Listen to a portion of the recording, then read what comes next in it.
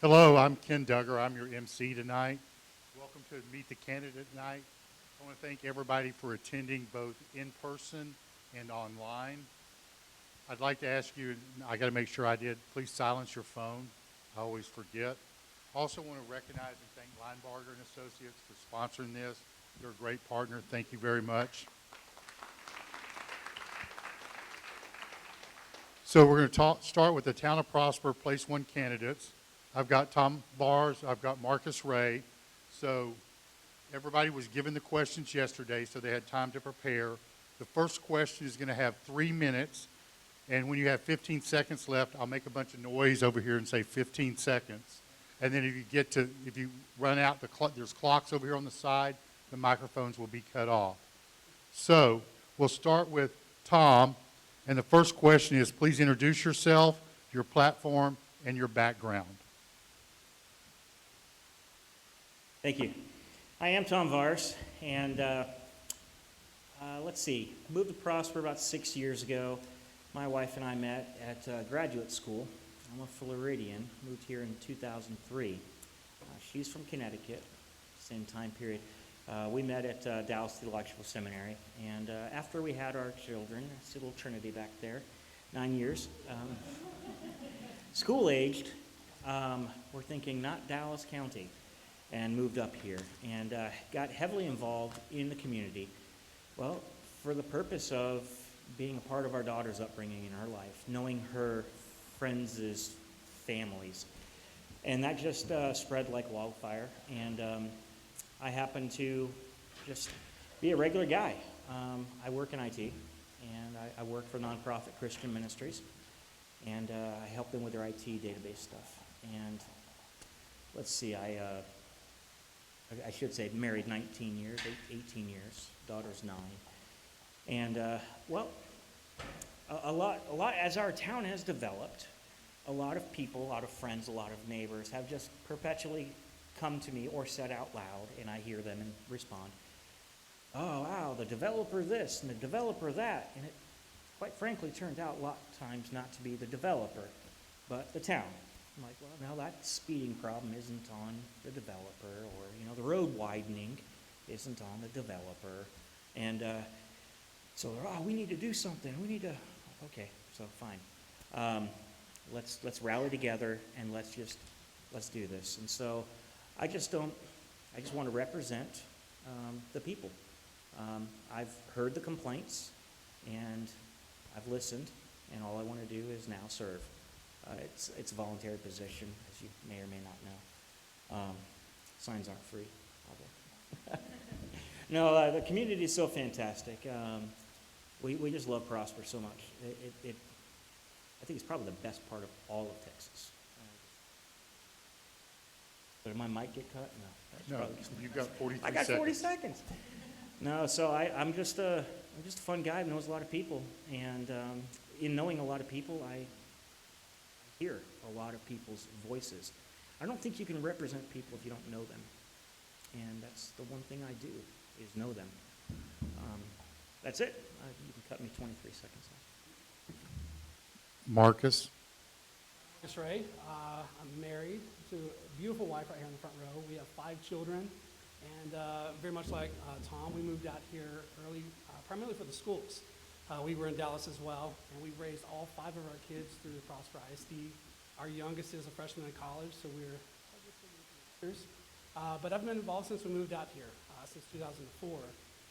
Going to town council meetings, being involved in the community. There's a lot of local nonprofits where you have very passionate for, and was very appreciative to be appointed to a town charter committee back in 2010, which helped define the town charter for Prosper.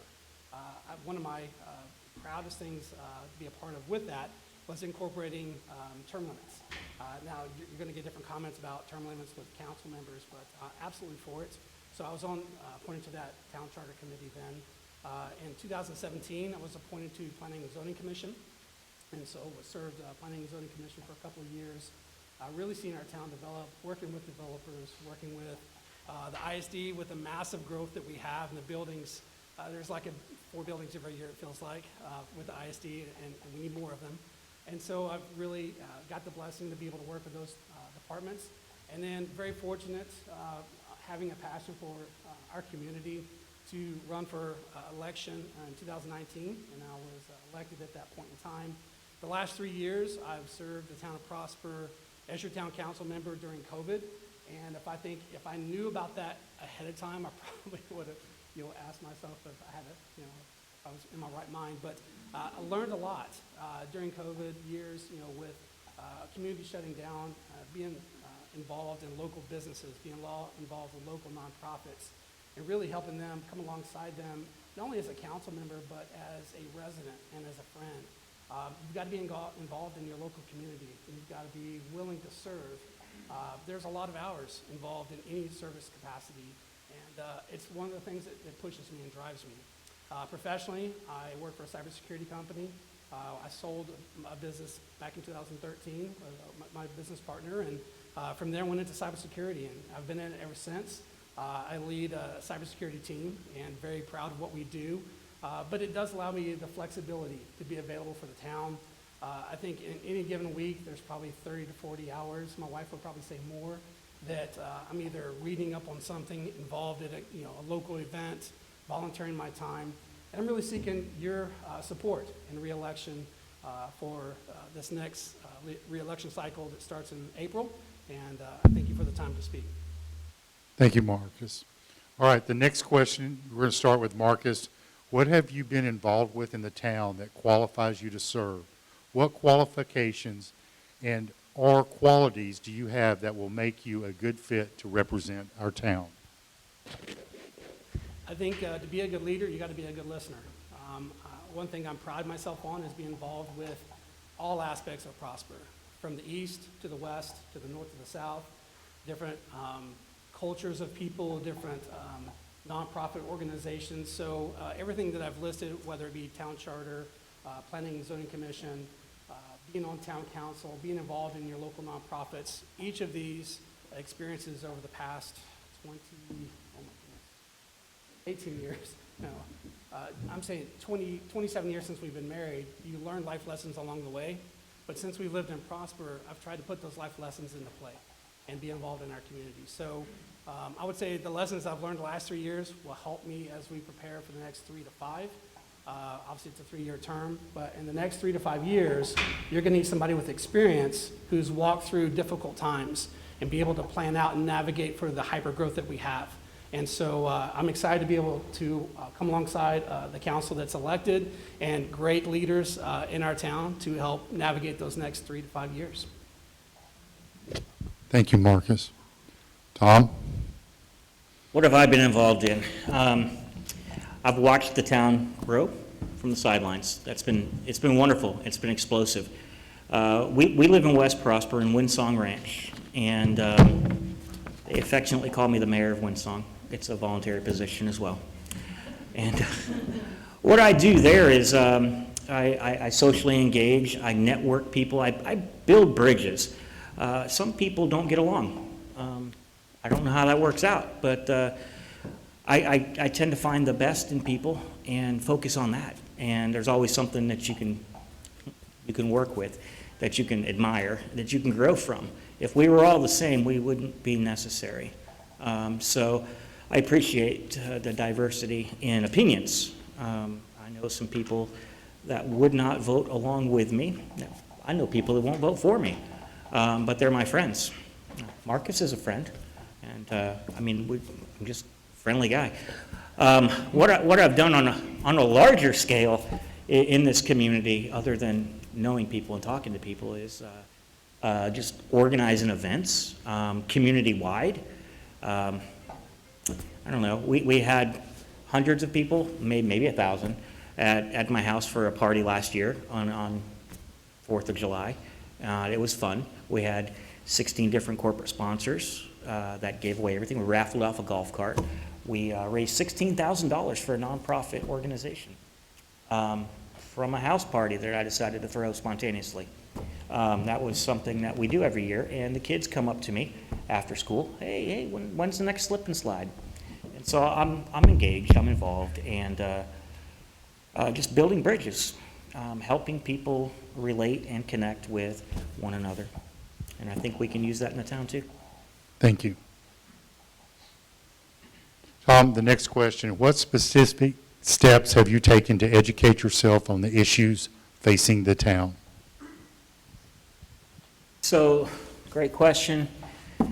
It's just one of those things, I don't know if it's just working in IT or having a criminology or finance background, or maybe it was the theological study. Something about the fine print has always drawn me. The critical thinking, being involved, knowing what the law is, knowing how big or narrow your rights are. I'm a big pro-rights person, and so that kind of necessitates knowing what's going on, whether it's in the town or whether it's on the broader scale on the state legislations like the SB 1588 that passed. That was amazing last September. Now there's not a homeowner association in the state of Texas that can stop anybody from putting more than one religious item anywhere on their property, not just one in your doorway. And so being involved with and knowing things that happen outside of your community to educate and inform your community, empower your community, I feel it's a responsibility. A lot of people come to me with questions for guidance, and I can't speak to them if I don't know what it is. And so I'm engaged, I'm involved because I care, not only for myself, but for others.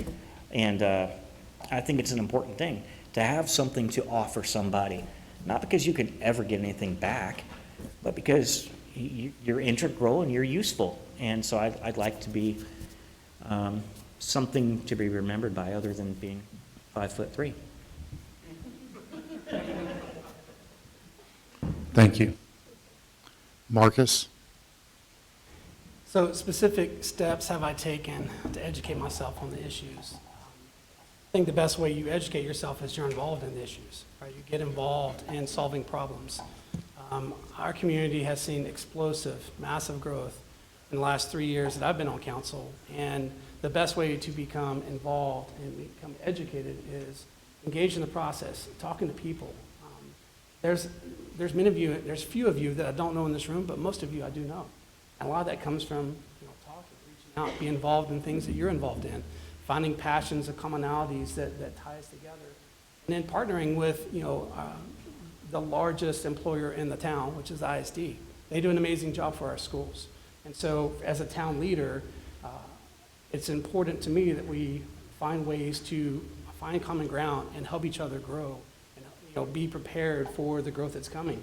If the town doesn't prepare and put a road in place for the schools there, it's a problem, right? And so how have I prepared myself for these issues is I've been there. I've been there and I've been doing it, not only for the past 3 years as your council person, but prior to that as your planning and zoning commissioner, prior to that as a town charter individual, and since we moved here as a resident.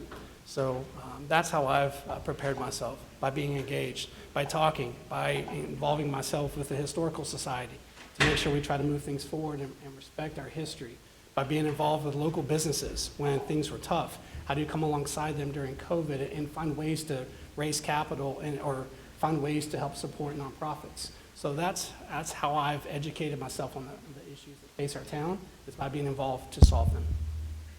Thank you, Marcus. The next question, we're going to start with you, Marcus. Currently, there's a proposal to reroute 380 through Prosper. We're hearing a lot about opposing option B. What is your position on this issue? It's a very strong one. I absolutely oppose segment B. I oppose the 12 other things that's been called brown alignment, gold alignment. The only logical alignment through Prosper is 380 staying on 380 through our borders. There's nothing good that can come from a segment bypassing and segmenting our town. I'm so passionate about this and been a part of the town council to pass, while I wasn't on council when we passed the first several resolutions. We recently, last night, passed the 7th resolution standing against that development segment B through the town of Prosper. I'm so passionate about it that I've rallied neighborhoods and business owners and landowners and engaged recent PR firms. And we're going to have a rally tomorrow night at Cocker Elementary at 7 o'clock. And everybody that's in this room, please come, because we need to make sure that we're advocating against segment B. There's nothing advantageous we have to gain from that.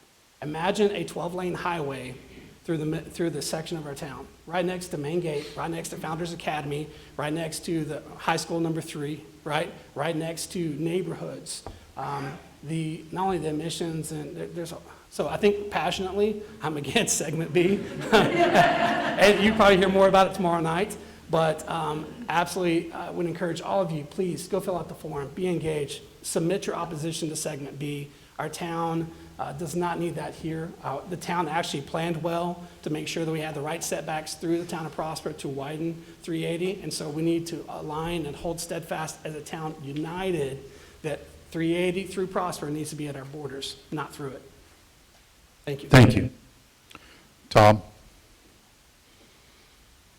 380. I think Marcus, I mean, exactly what you said. There's no reason for it. I mean, beyond, the biggest problem I see with it, and the reason I'm against the segment B, why I think we should go with the previously recommended A, is it just comes down to math. And it's more than, I mean, it is a 12-lane road for sure. I mean, maybe more, right, when you put in the sides. Town Prosper is so small. And when you put that much road in there, you're talking a significantly larger portion of the entire town, mathematically.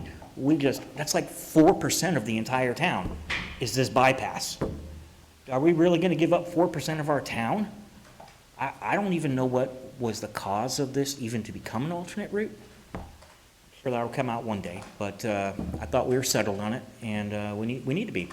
Last night there was a meeting on the expansion of Parvin Road from 1385 to the tollway, and that was something I think that we should also be passionate about, how our roads are expanding, how the communities are. Frisco, they're doing a great job of building all the way up to the build line on 380, right over by Winsong, where all the drive-throughs are over in Prosper. And that's going to cause a problem when we do that 380 widening. All that's going to do is say, oh, Frisco, you can't widen out there because... So there's some problems, and I think we need to guard all of our borders for the same reason that we need to stop this bypass for the unusable land. We need to be against. I guess I'll talk about that in a little bit. Thank you. Tom, we're going to start with you on the next question. If elected, what 3 steps would you take to put our city on a firmer financial footing? I don't think our city is not on firm financial footing. To keep it on a firm financial footing is how I'd say. I am very interested in the budget. I've got some questions about that.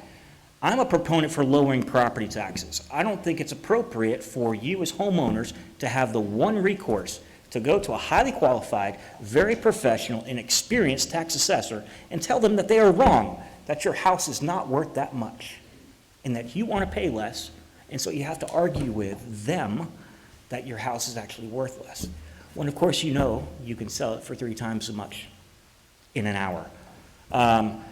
There's another response. The way our town has been growing and the way our sales tax revenue has been exploding, we have the room and the capability to drop our property tax revenue dramatically. Not 1 cent, not 4 cents, not 10 cents. We can drop it, and every year we can revise it. We can look at it. Well, you know what? Let's do that. We need to balance a budget. We don't need to wear the merit badge of having the most money in our savings account in the town's history. While we have roads that are not developed, residents in Winsong can't get to 380. We would love to be on 380 and sit in that traffic, but it takes us 10 minutes to get on 380 because every road getting to 380 is 2 lanes, 1 in each direction. And I think that's an oversight. And that's not a surprise to anybody because we all knew there was going to be 3,500 homes in that community. And there's just some different priorities that we need to look at. Thank you. Marcus? Yeah, There's one statement you said that I absolutely agree with. The town has done a great job about being financially good stewards of what we do. I will say that our town is growing by leaps and bounds. We're very fortunate in the last couple of years to start seeing sales tax come in. But there's a reason why our town has also been awarded the last 11 years for our financial stewardship. The audit report that we received last night is a beacon of that report and that balancing that we do. We have to invest properly, but at the same time, we're in a hyper-growth mode. It is not the time to, budget-wise, if you were to take 14 cents out of the tax, you wouldn't be able to cover, we'll talk about those things later, but you couldn't cover the payroll you need to cover and build the roads you need to build. So we are absolutely looking towards advancing Howie and accelerating the growth of the roads. To do that, you have to have funds. And so I'm proud to be able to sit on the finance committee with several of my council members that are present tonight and work with town leadership that are present tonight. And we've done a great job, I think, to prepare for the growth that is here, but we have a lot more work to do. And if you think it's slowing down, don't be fooled, right? For the next 12 to 16 months, regardless of what tax rates do, there's still a massive amount of people that are moving here. We've got to build roads. We've got to make sure that we are financially sound. The reason that we have a budget that is structured the way we do is also to make sure we have a reserve. And reserve helps us with when we go to sell bonds, right? If you don't have the capacity and you're not in a sound position, your rating's not going to be very good. And the cost on those bonds are going to be higher. So we actually do a really good job to get one of the lowest interest rates on the bonds when we go to sell them. So it's very important that we maintain that, and I appreciate you guys re-electing me to maintain that. Thank you. All right, we're going to wrap up. We're going to wrap up here, and you've got 2 minutes to make closing remarks. And Marcus, you go first. First and foremost, I want to thank you all for coming out tonight. I want to thank Tom. Tom is a friend of mine, supported me on my first round, and he and I met before this kicked off, and we'll still be friends at the end of this. I told him as long as we both honor the Lord through this, at the end, we both win. So with that, I just wanted to thank all of you for coming out tonight, and just hopefully you hear my heart. I'm here for you. There's no compensation in this role, in this gig, and I do it because I love you. I love the people of Prosper. I do it as a representation of my family. I lead in a way that my 5 kids can look and say, okay, here's how you don't do it, Dad. That didn't work out so well for you on that, right? But you lead by example, and you be involved in your community. So that's really why I'm running again. I love this community. I have family that have lived here a long time. My great aunt, there's a school that's named after her. So it's personal for me. And with all of my kids graduating from Prosper ISD, I'm going to be the biggest cheerleader for you guys, continue to be that bigger cheerleader. And I do think it's important that you have somebody that's been in the ring for a little while. We've got to protect our first responders. We've got to protect our police, our fire. We've got to advocate for them. We've got to make sure that we're building the right facilities for them. I expect the best, as I know you do, when there's an emergency and they show up and they are the best, right, in the country. So you need people who are going to fight for that and stand up for that, and a culture sometimes that goes against that. So that'll be me. I have a passion for those things, and I will take the time for anybody. My cell phone number is out there. I haven't changed it in 20 years. It's on my website. Anybody in town, I give you my cell phone number. You can call me anytime. You can ask my wife. If I'm asleep, I'm not answering, but I guarantee if I'm up, if I miss your call, I will always call you back. And I'm here to serve you. So I appreciate the time tonight. I appreciate the invitation from the chamber, and thank you guys for sponsoring. And I look forward to serving you another 3 years. Thank you. Tom?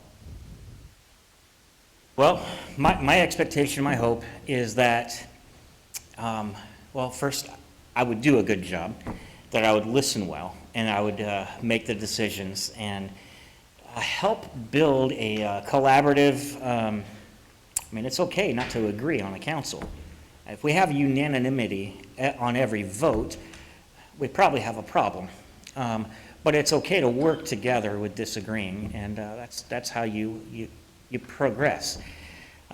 So I look forward to being a representative of the people. I'm not a politician. I'm not even politically correct. Sometimes I'm not even correct. But I'm not gonna lie. Being a military veteran is something I am.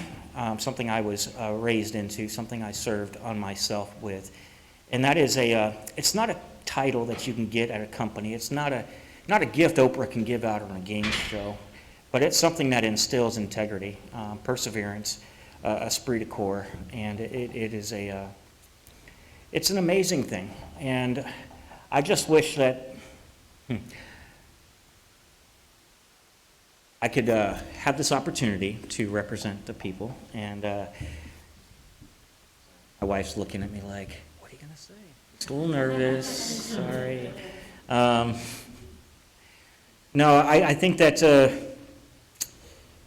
for far too long, our city has grown beyond the borders, beyond the numbers, tens of thousands of people, to have the same council members 1 mile from each other. We need to represent the entire town. I represent the west side. It shouldn't be an east and a west. We are one Prosper. But if you drive to my side, you'll see that we don't have roads. There is a division. Thank you. Everybody give them a big hand. Thank you all for coming out.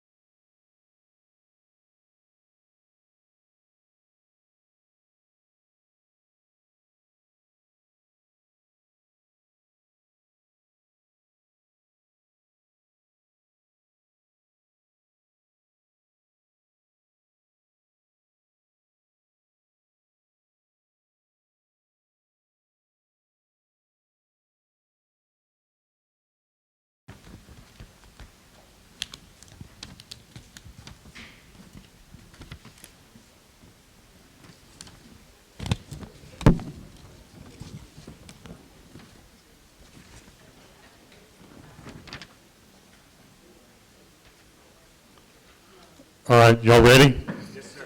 All right, this is for the school board. This is for place 1. I've got Carrie Antwine, Jordan Dahl, Kristen Meyer. For place 3, I've got Kelly Cavender, Natalie Huddleston, Lanford Rogers. And then for place 6, Lane Shanley and Garrett Linker. So they're all running, there are 3, I guess I don't want to say this right. There's 3 different places, so each one runs for that place that they're in there. That's the vote. So we're going to get started here in just a second. And I'm going to tell you, I may have to take a break if you know me. At 7:34, I may have to take a picture of the sunset.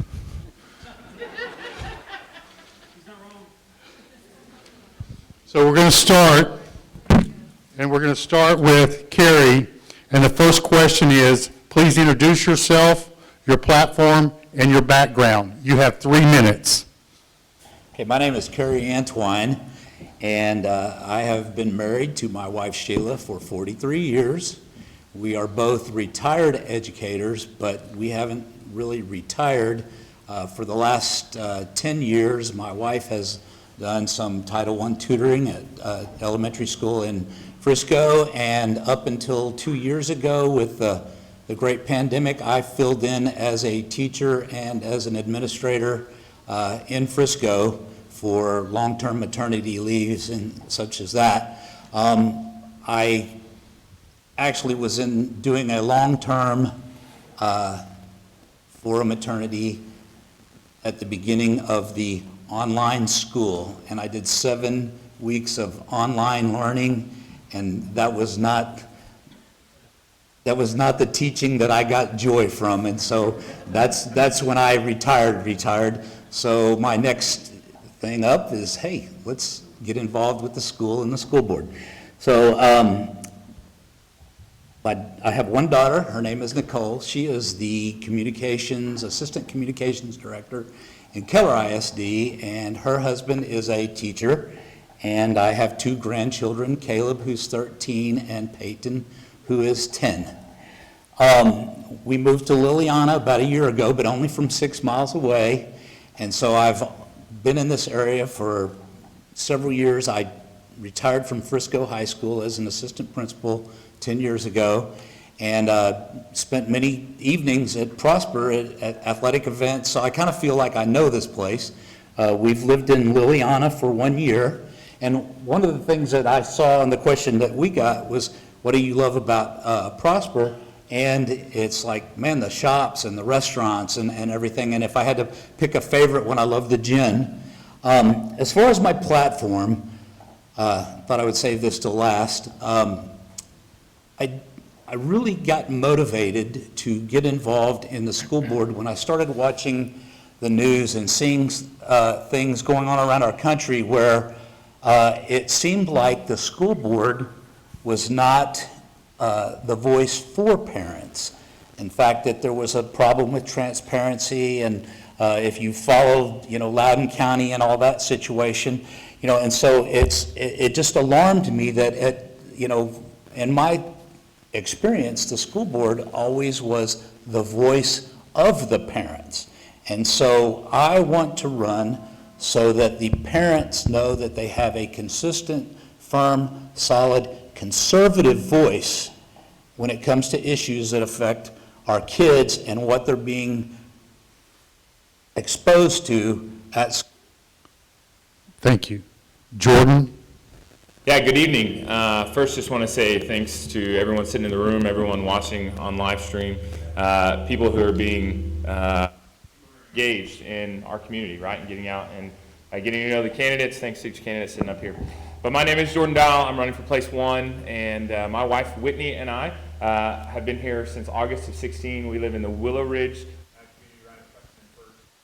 I have 2 children currently, a first grader Emery, who is at Folsom, and a 3-year-old son, Rowan, who will be at Folsom in a few years. We call him our joy tornado. So he's a lot of fun. I'm in commercial construction. I help lead a regional office for a general contractor who's based out of San Antonio, and we build schools, grocery stores, office buildings. And so being very closely connected to other school districts across North Texas, across the state, I think brings some good value for me as a school board candidate with the growth that our district has been facing and will continue to face. Let's see, I currently serve as the board president for the Prosper Education Foundation. Have loved to serving in that capacity. I've been on the board for 4 years. And just seeing what we get to do as a foundation through the support of our community is what really gets me excited, right? Being able to give back to educators, give back to our staff, supporting our kids, creating opportunities for our students in a big way to succeed in school and at the next level, I think is really, really awesome. And thank you to everybody sitting in this room who's supporters of PEF. Let's see, what else are we supposed to answer there? The platform question. So, in full candor, I struggle with this word, right? This platform, I think, sometimes gets a bad rap in the political world we live in today. And as a school board candidate, I want to keep partisanship out of the school district, right? We need to do what's best for our students. And obviously, we can differ on opinions and not agree on everything, but I think it's really important for us to come to the table and truly think about what's best for our kids. We've got some challenges that are in front of us right now, and so coming together, working together with the district, the community, the parents, and focusing on what's best for all students within PISD is what we need to do. And I look forward to doing that as a board member. Thank you. Kristen? I am Kristen. I am a mom of 4. Our oldest is 25. She is an 8th grade science teacher in Kansas. We have a 16-year-old at PHS, and I have 2 over at Rushing Middle, 13 and 11. We moved here 6 years ago, and we've planted roots in Windsong. When we moved here, we would have been the neighborhood furthest west in the ISD, but Sutton Fields can now hold that title. I have made a commitment beyond my own children by serving in the PTO for the last 5 of the 6 years that we've lived here. I have also had the opportunity to sit on 5 other Prosper ISD committees. I have a BA in business management and spend the majority of my professional career as a buyer planner in the manufacturing industry. I am happiest serving others and giving of my time and talents to those around me. Like Jordan, I don't like the word platform. I'm here to serve. I want to serve our kids. I want to serve our district. I want to serve our teachers. I want to do what's best for everybody as we move forward. That's it. I didn't need the full time. I'm done. Kelly? First, I'd like to thank the Prosper Chamber for hosting this and for everybody that came out tonight to listen to what the candidates have to say. I think this is an important part of doing this to make sure everybody understands where we stand on the issues and you vote for the right person. My name is Kelly Kavanagh. I'm the current incumbent school board member. I serve for Place 3. My family, we moved to Prosper 8 years ago, married to my wife Tammy of 22 years. We've got 2 daughters. Kelsey was a graduate of PHS in 2020 and currently a sophomore at Oklahoma State, and I have a sophomore daughter, Taylor, that's currently at PHS. I'm the current Dallas market president and executive vice president for a large or a mid-sized regional bank that's located in Dallas. I've worked for them for the past 19 years. I graduated from Oklahoma State University with a degree in finance and a minor in accounting.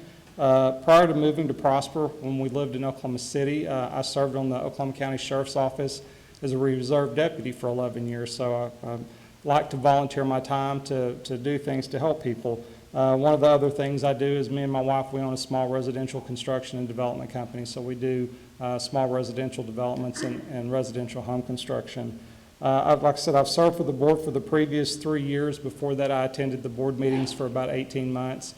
I served on the district's strategic planning committee to help get the bond process started. We passed the largest bond in Prosper's history, $1.2 billion bond, had over an 85% success rate when the community voted on that. So the community showed their support that the school district meant a lot to them and that they wanted to see the school district succeed.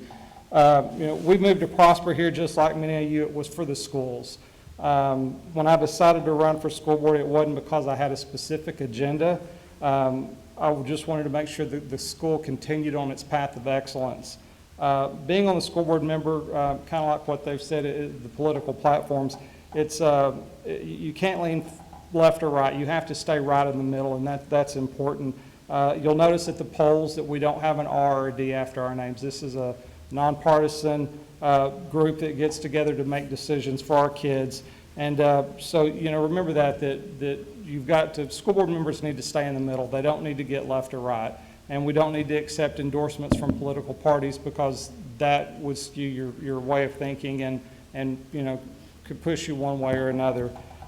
We must be able to listen to both sides, though, and we must be able to come up with the best decisions for the kids. The district serves kids from not only all 50 states, but we also have over 65 languages that are spoken in homes of kids. So, we have a tremendous variety of kids, and a one-size-fits-all approach won't work for the district. So That's time. Sorry. Lost my place there. Sorry. Natalie?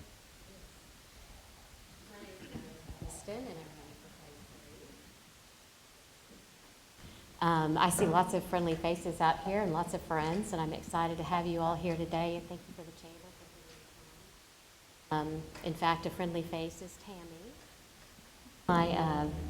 She works on my teeth, and she's Kelly's wife.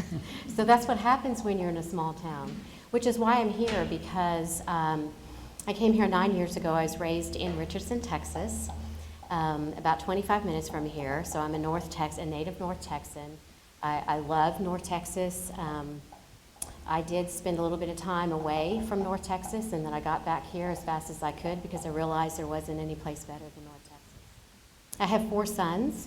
I was very deliberate in my choice to moving to Prosper because I love the small town atmosphere. I love the character of Prosper, the values of Prosper. But more than anything, I did intense research on the school district. And I did that on about 5 different school districts in the state before I landed on Prosper and decided that above all else, they were the best place to be. I do have 4 sons. My 2 youngest did complete their education careers, K through 12, in the Prosper School District. Wyatt, my youngest, is sitting here in the front row. I have Noah, who is at Texas A&M, and I have another son who's in the Navy and another son who lives in Allen.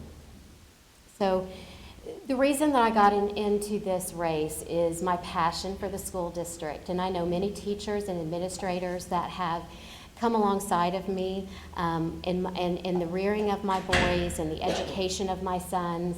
And they are the people they are today because I did have that support from this school district and from this community.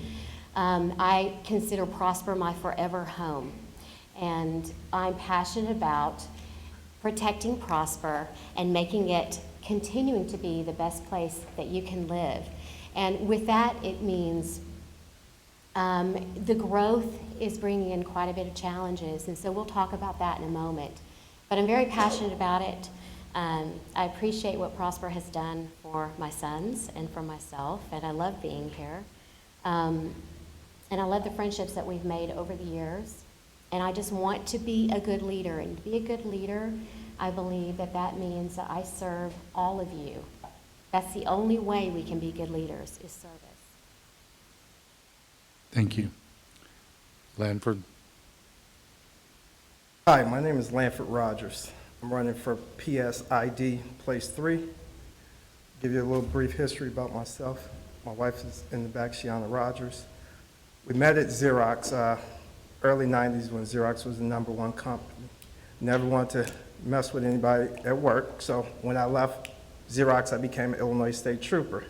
So then my wife and I got married, had 2 kids. My wife took a job. I left the state police. She took a job with State Farm, moved us down here about 11 years ago. Originally, we were in Frisco. Last 5 years, we've been in Prosper. I have a unique situation.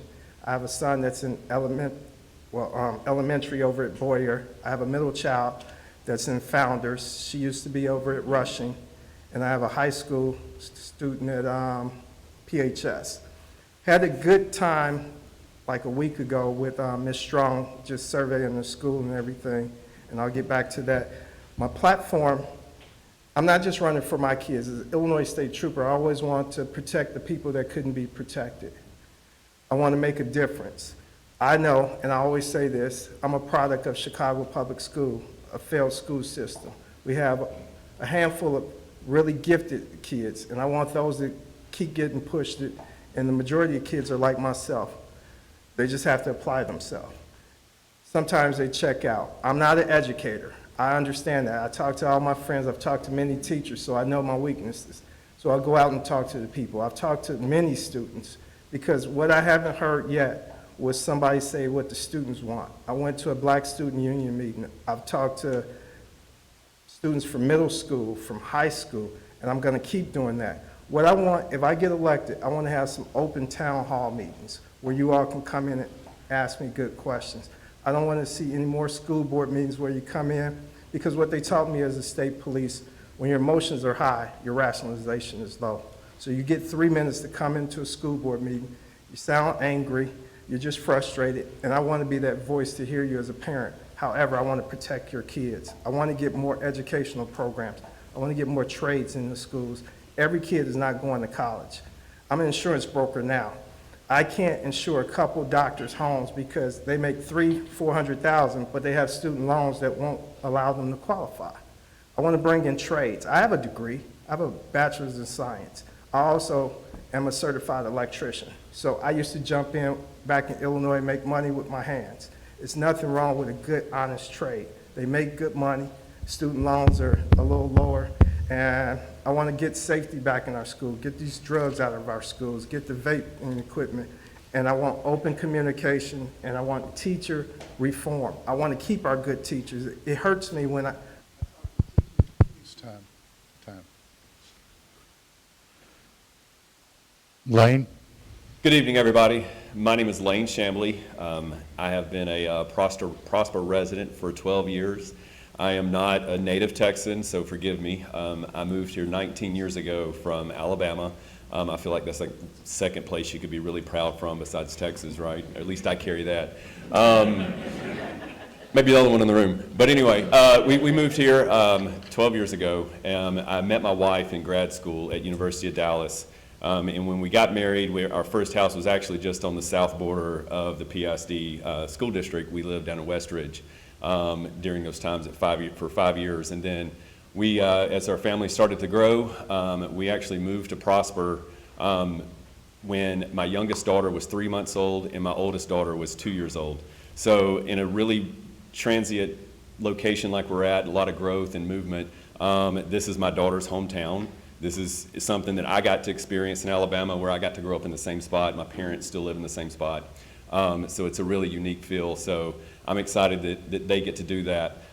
They are, my daughters, they are in the 8th and 7th grade at Rogers Middle School. They started in the dual language program and continue it today. We got a little tour early on in that program. We had an opportunity to tour Cockrell and then over to Light Farms and then back around to Rutgers to where the program is finally settled there. So they headed off over to Rogers after that. And then having a freshman in high school next year kind of makes me a little nervous, but there's nothing we can do about that. During this time, over these 12 years, both me and my wife have been active in the community. For 9 years, I served on the board for Cornerstone North Central Texas. It's a nonprofit located here in Prosper. So kind of like just like the school district has a lot of different people, I got to see a lot of different people in my involvement with them. There's a lot of diversity, both just in a myriad of ways. So I think that is, I kind of opened my eyes to what I have to look forward to. And that's kind of where what's given me to this point is that I've seen a lot of growth here, and it's really exciting since being here since 2009. And I'm excited to be a part of it. We're all excited. We all moved here for the school district, and that's the good thing, and that's why I want to sit here. Kind of like some of my other gentlemen down here, I agree that this isn't a place for platforms. The only platform should be the children. So that's what we want to keep it as, and thank you. Thank you. Garrett? Yeah. Hi, everybody. Thank you for everybody who has come tonight. Thank you to the Chamber for hosting. I'm Garrett Linker, and I'm running for Prosper ISD School Board Place 6. I'm here with two special ladies tonight, my wife, Lindy, and then my mom, both of which helped me immensely throughout this campaign so far. My wife and I moved to Prosper a little over 15 months ago. And we moved because we wanted to have a better life for our children. The community of Prosper, the school district, was everything we wish we would have had where we came from. So after a lot of prayer, after a lot of research, we decided to move our family to Prosper, and specifically Prosper ISD. We live in Lakes at Legacy, so we're on the west side of town.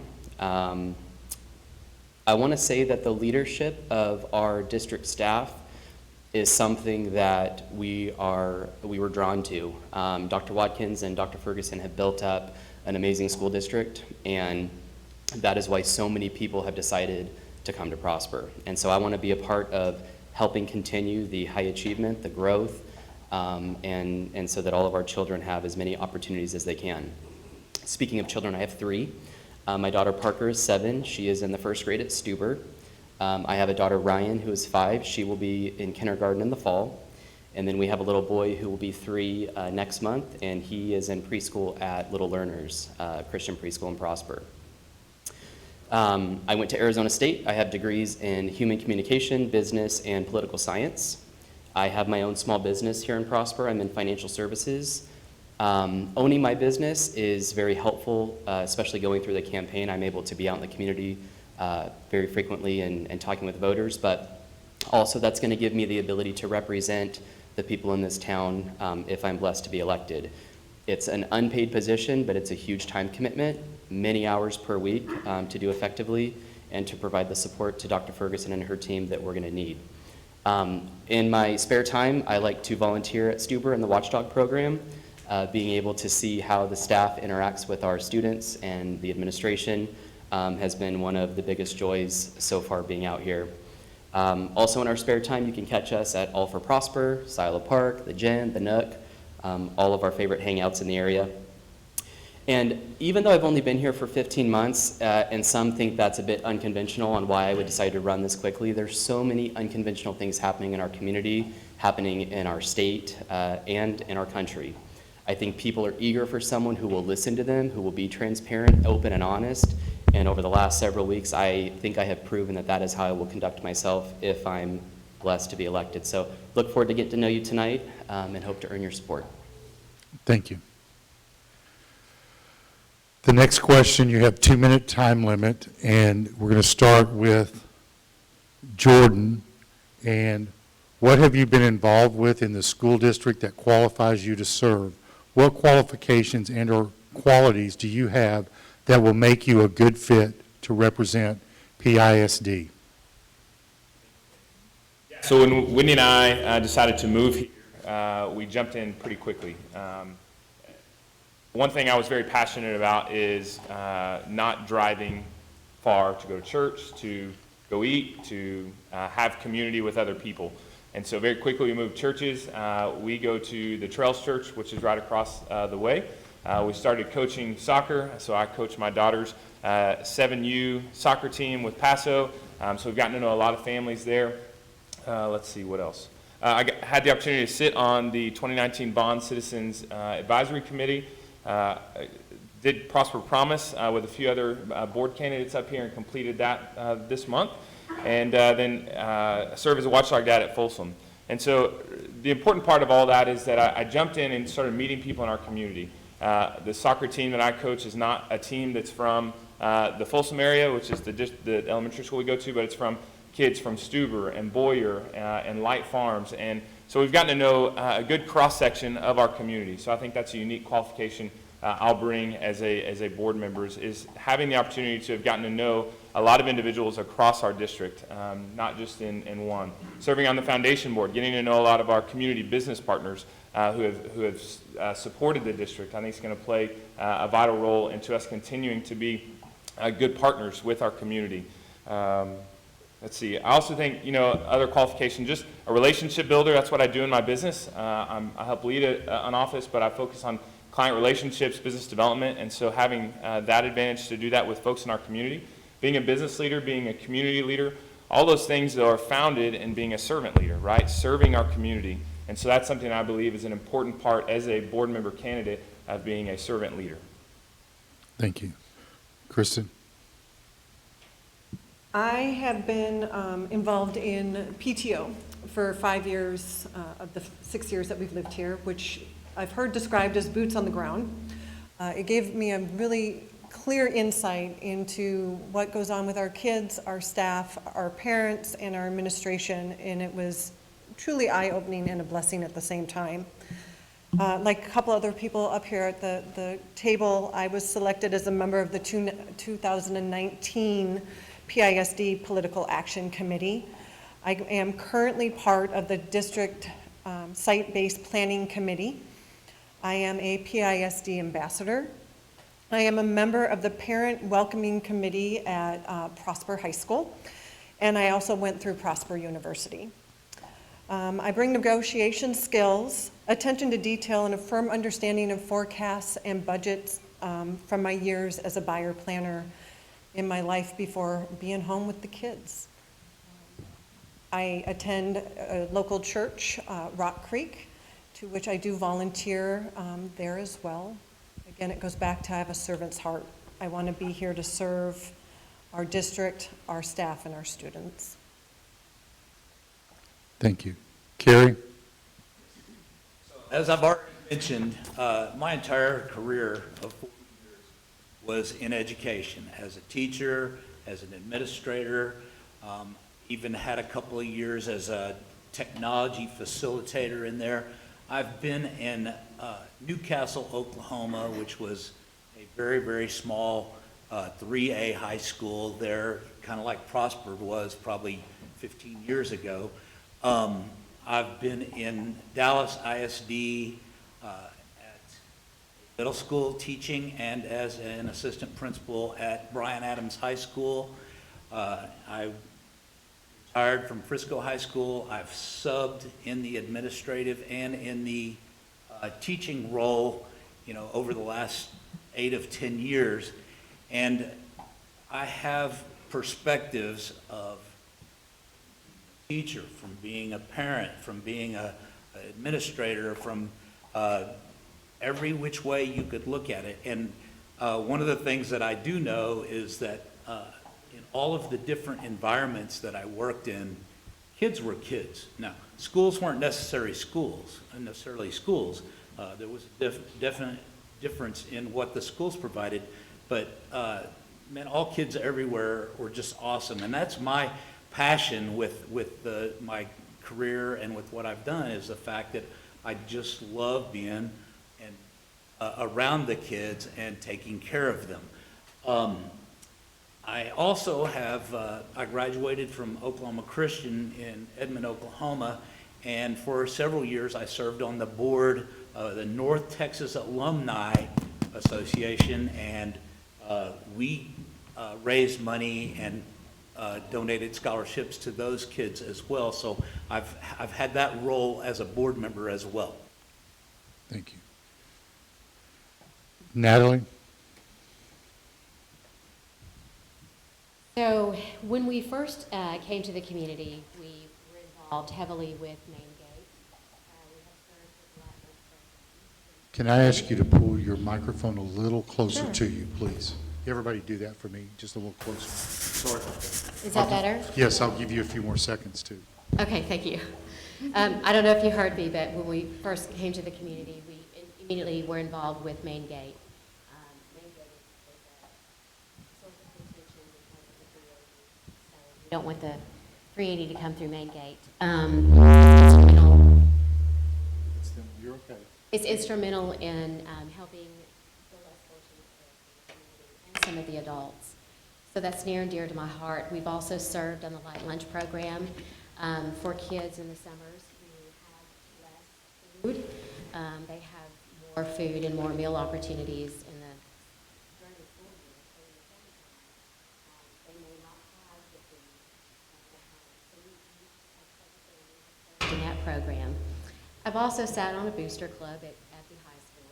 But the most important piece of what I've done, and some of the administrators and teachers are familiar with me, I'm an education advocate. And so I haven't just served in this community, but I have served across Texas, and I've actually served, and I have clients across the United States. I've sat on the Bill Brown Committee for literacy and other sports. I helped to start a nonprofit organization for literacy, and a nonprofit position, leadership position for a literacy organization. So that's what I bring to the table. I've been in the trenches in education. I know how to collaborate with the families and the students in need and the administrators and the teachers who all sit at a table and decide what is the best route to take for the students so we can all be on the same page. And I feel very passionate about continuing that collaboration and the positivity that brings forward to make sure that all the students' needs are met while making it realistic for the teachers and administrators who serve them. Thank you. Hang on just a second. Do we have the sound? Do we need to work on the sound?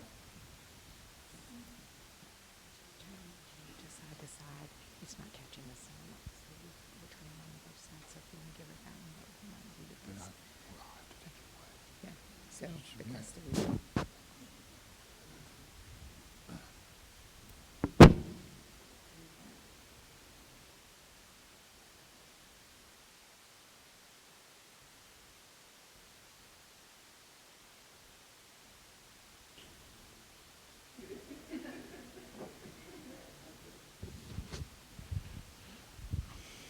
All right, Lanford? When we first moved here, I was involved in Hope Fellowship. I gave my wife 3 kids, so I don't have a lot of time. I have most of the time spending with them. That's how I get involved with the community. I have a young son playing baseball, golf. I have a middle child that plays tennis, older child that plays swimming. So I'm always at the event, so I get involved. And my wife will tell you when she sends me to the grocery store, and I always see the Rays. I call them Rays with an S because it's a lot of them. I see them at the grocery store. I'm always talking to someone. My wife always says, we only got a couple minutes. I need you back. I like talking to people. I was one of the #1 sales reps at Xerox, not because I knew copiers. It's because I know how to learn people. I ask people what they want. I come on one accord. So if I'm elected, what you will not hear me say is, I'm your leader, I'm your representative, I work for you. The good thing is, being an Illinois State Trooper, we worked in a platoon. It's based off the military, Marine rank and file. I worked as an individual, however, I had a unit. I had to watch out for them, they had to watch out for me, just like we would in this board meeting. However, I realized if I had to stand up as an individual and represent the people and the kids, that's what I have to do to stand alone. So I'm willing to fight for the kids. I fought for less, and I never want to see a kid get pushed by. I am a certified teacher. I actually certified myself a couple years ago during COVID. I was a principal, I was a teacher, and I never want to do it again. I've talked to a lot of teachers. It's kind of weird, from Frisco to Prosper to McKinney. I am not an educator. I realize that all my friends I call that are educators from New York and Chicago, I get information, I get feedback from them to learn my weakness. What do we need to change? How do we attract more teachers? How do we get the kids to learn better? What do we do? That's what I do. Thank you. Kelly? What sets me apart from the group is I have served on the board for the previous 3 years, so, I already it's ahead of everybody in what we do and what we need to do, but, the kind of the things that set me apart is my financial background. I oversee a $1 billion bank in Dallas, and we make lending decisions every day, and these lending decisions involve customers, my loan officers and things, and sometimes we have to tell, either my employees no or we have to tell customers no. So we've got, I have to be a good steward of my bank's money, and it carries over to here. I have to be good stewards of the school's money, and I also have to be able to tell parents no. I have to be able to tell an admin no. So you're not going to give on everything. With my construction background, I understand the construction process. I understand the negotiation process. That helps. But one thing I think that sets me apart is I'm a strategic thinker. People ask me questions. I'll listen. I take in what they have to say. I make sure that the answer is well thought out of. And I could be sitting with the teacher one moment talking about issues in her classroom and how we're going to fix that. The next minute I could be talking to a parent about a kid that's struggling. And then later that afternoon I could be discussing wearing masks or books or what we're going to do about that. So everything that we do has to be strategically thought out. We can't just off the cuff answer or emotionally answer questions. It has to be a well thought out solution, because it not only affects one kid, it affects all the kids in the district. And so we've got to make sure that our answers serve all the kids and not just one kid. Thank you. Garrett? So since moving to Prosper, I've made a big effort to try to get involved with the community as much as I can. We joined Chamber of Commerce, Rotary, various networking groups, got involved with our church at Rock Creek. I go to Rock Creek like Kristen. I talked about how I volunteer at the school in the Watchdog program. So I've done my best to get involved as quickly as possible. Regarding being an effective school board leader, I think to do that, you need to know what a school board does. And so I'm going to just read a quick couple points from TASB, Texas Association of School Boards. So we're supposed to be able to adopt goals and priorities to monitor success, adopt policies and review for effectiveness, hire and evaluate the superintendent, adopt the budget, set the tax rate, and communicate with the public. In my background as a financial advisor, I have to do all of those things. I have to come up with goals and processes for my clients, for my staff, for my business. I manage money for a living. I adopt budgets for a living. That's part of what I do every single day. We're certainly not going to need to hire a new superintendent, Dr. Ferguson. You better not go anywhere. And then as far as communicating with the public, I think I have shown over the last several weeks that that is my top priority for all of you.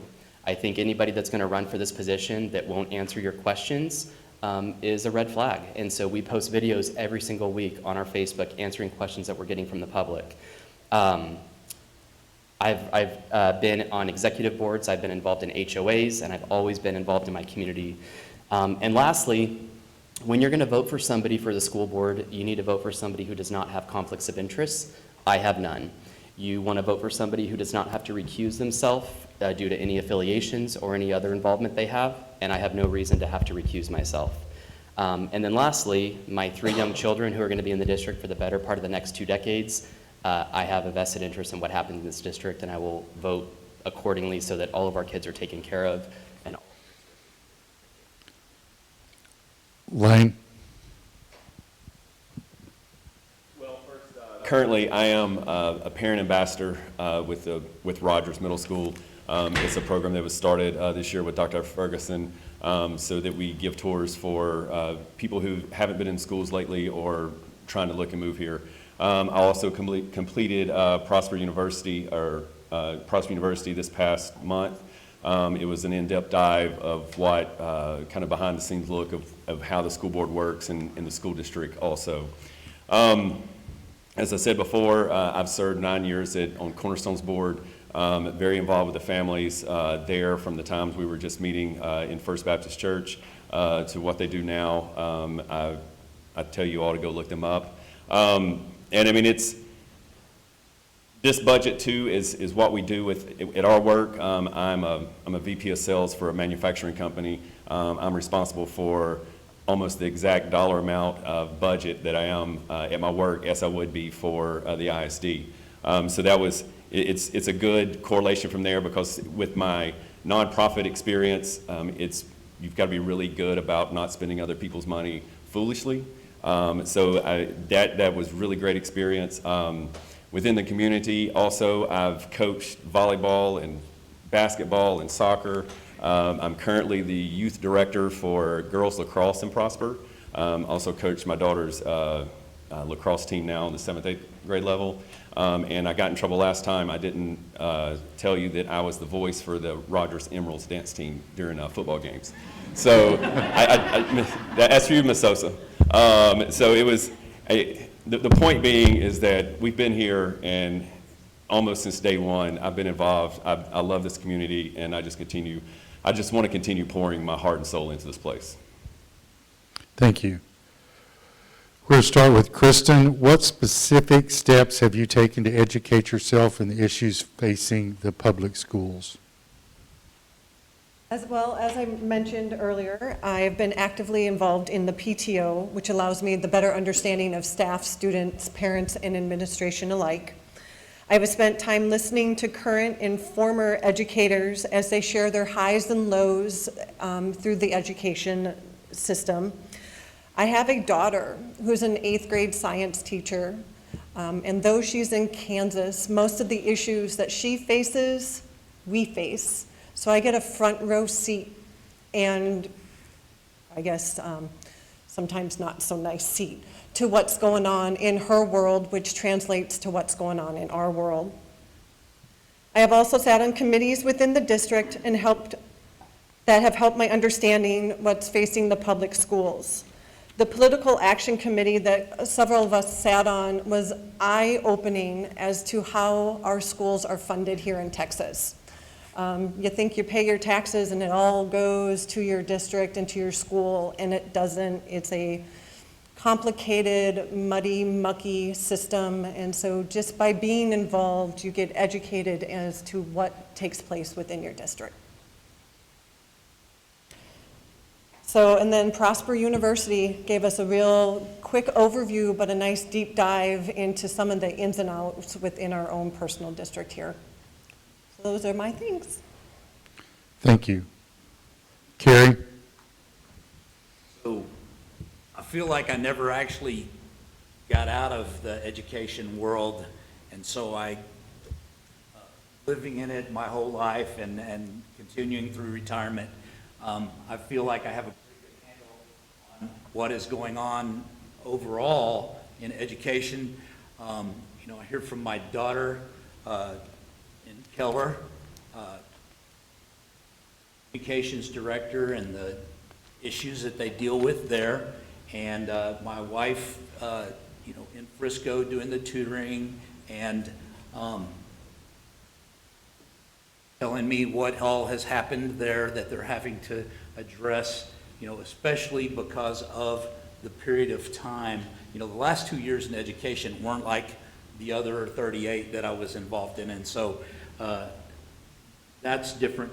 I did get involved in the Prosper Political Action Committee, and have been to several of those meetings and talked to other members of that committee, as well as I'm retired, and so I don't get bored, I research stuff. And so, and the website that Prosper ISD has is phenomenal, and there's not anything that you know or whatever that I've come across that you can't find there. So I've spent a lot of time on the Prosper ISD website trying to find out as much as I can about Prosper ISD as it compares to and differs from other school districts.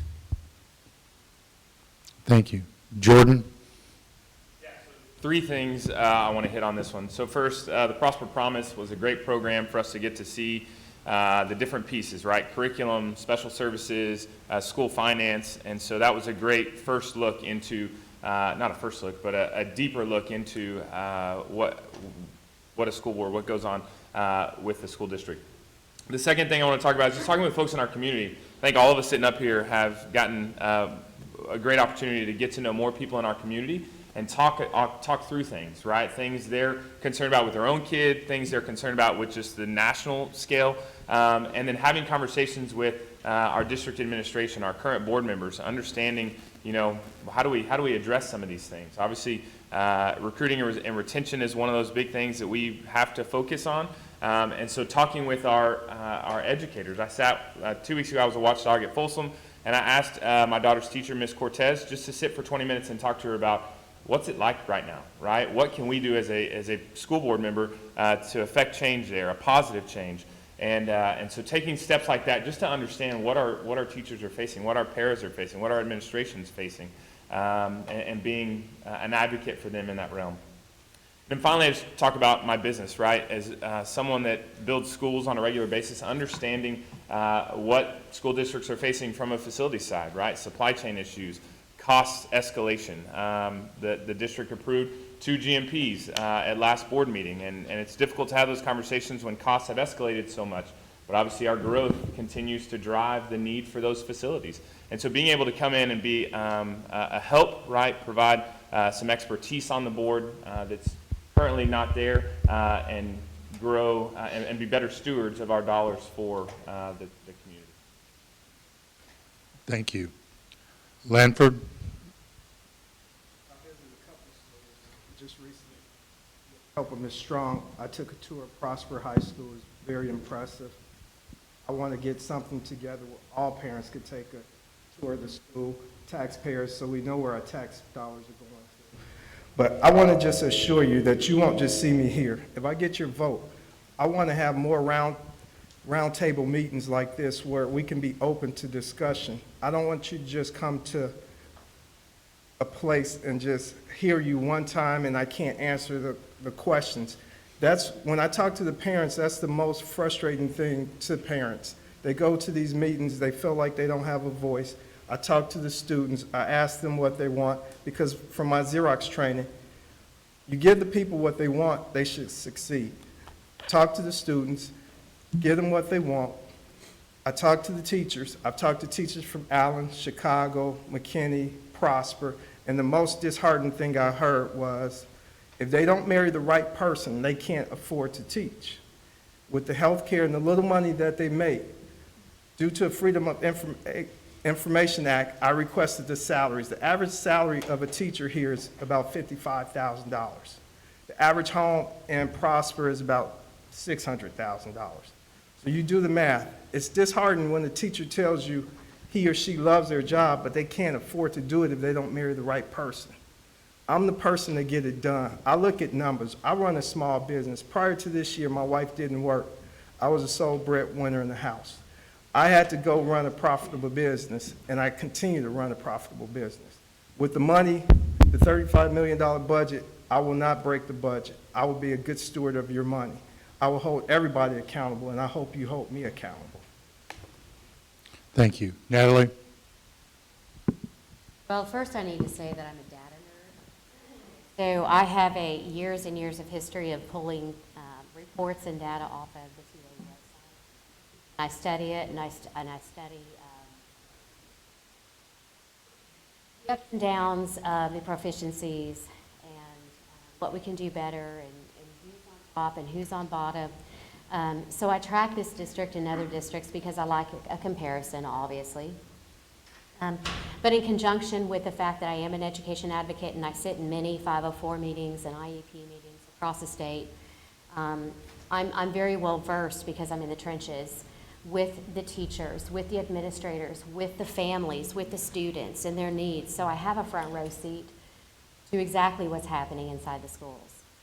And it's a huge task to serve these students. But I have to say that Prosper does a phenomenal job doing it. Can we improve? Yes, there's always room for improvement. We're in the top, and I want to make sure that we're going to be the top of the top. That's my goal. So as far as what steps I've taken to educate myself, it's been ongoing for 2.5 decades. And in order for us to serve the students appropriately, we have to have the proper teachers in place. And in order to have the proper teachers in place, we need the proper leadership and administration in place. And I believe that Prosper has that. And I believe that there are going to be hiccups because we're human. No system and no society is perfect, but I'm dedicated to supporting the system, supporting the school district, to ensure that our students have the best possible outcomes coming out of the Prosper School District. Thank you. Kelly?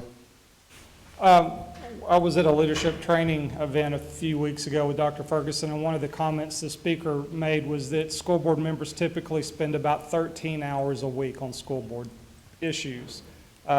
You know, that's a lot of time, and a lot of that's talking to families, it's talking to staff, it's talking to students. I think that's one of the best ways to figure out what the issues are in the school is that the board members have to make themselves available to the community. I mean, you'll see me out at football games, band events, theater, you know, out and about with my family doing things. You know, I'm not only a school board member, but I'm a parent, so I'm out with my daughter when she has activities. I'm always approachable.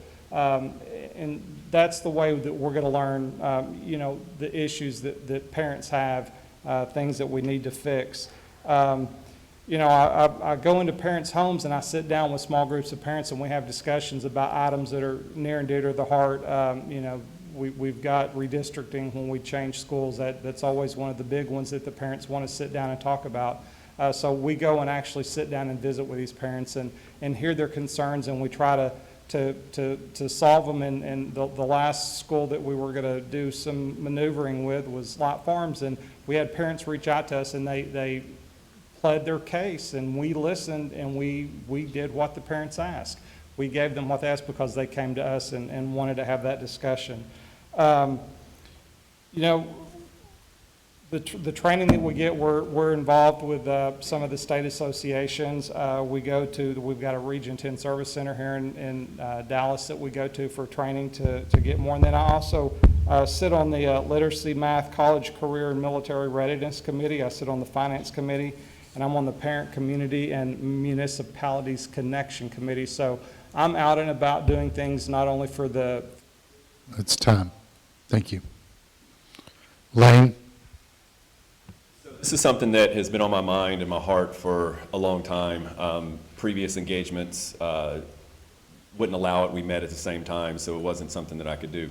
When that engagement ended, it was something I'd ran into someone, and I told them, you know, kind of rehashed what I talked about with them before. And so they kind of nudged me on to say, all right, it's time now. And so that was about a year ago, and that's when I began regularly attending the school board meetings. I haven't missed one since I missed one this past meeting I was on a work trip, so I missed that one. But going around and sitting and seeing what's happening in every school board meeting every month, there's been some good ones and been some really interesting ones. But but going around there, and it just didn't stop at the board meeting. I tell people all the time that if you want to really affect change with the board, you need to have conversations with current board members. And so that was something that I did when we flipped the switch, and you know, this is where I wanted to put my passion at again. I've had conversations with all of them, including Dr. Ferguson and other administrators, because I just really wanted to, you know, get their feelings and see, you know, kind of their struggles and the things that they were happy with, and understand, you know, kind of what we were getting ourselves into. And it was the same conversations happen, you know, with teacher friends. We have several of those across the district. So I get to hear from them all the time what they think is important. And just like a lot of the other people up here, or several of us up here had, we all attended the Prosper University program. And for me, that was really insightful to see the things, kind of a little deeper dive into how the school board would work. Thank you. Garrett? Yes. So since we've moved to Prosper, I've attended most of the school board meetings, spent a lot of time looking into what a school board does off of TASB, TEA, spent time researching the standards, TEKS, and attended as many meetings as I could that the district put on. Curriculum night, yesterday I was at the Understanding the STAR testing and STAR data. But most importantly, I'm talking to teachers, I'm talking to paraprofessionals, I'm talking to administrators, and I'm talking to parents. Just in the last week, I've knocked on 1,000 doors in the community. One of your buddies yesterday, that was a little awkward. I don't think I won his vote, but I'm trying to listen to what people are concerned about. What do they love about the district? What can we do better? And so my mission is to connect with the community, to have those conversations, and to learn why Prosper is such a destination district. People are not moving here for our restaurants. They're not moving here for our shopping. They're moving here for our district. My work ethic is driven out of a curiosity and a desire to learn about the community, to learn about the people, to learn about our children, and to do my best to represent all of those amazing people. I will work hard every day. I can assure you of that. No one on this panel, no offense, is going to work harder for you. I'm going to work to represent your interests. I'm going to work to represent our district staff's interests, our teachers, our support staff, everybody. And I will fight for my children and yours just the same. Thank you. The next question, we're going to start with Carrie. Describe your top 3 goals or objectives for the district if you're elected to PISD school board. When I was going to school to get my master's and get my certification to be an administrator, in order to get your certification, you had to take the examination test to get your certification, regardless of you've already finished all your hours and everything. So I took a study course to kind of help me prepare for that, and it all kind of boiled down to when they give you a scenario, when they give you a situation, when they want you to make a decision on what it is that you're going to do, the right answer is, or the best answer is going to be always the one that's in the best interest of the student. And so I've heard that mentioned from Dr. Ferguson and from other people in the district about that's one of our main objectives, is to do what's in the best interest of the student. And I think that my second objective is to be sure that what's in the best interest of the student always includes the objective or the perception or a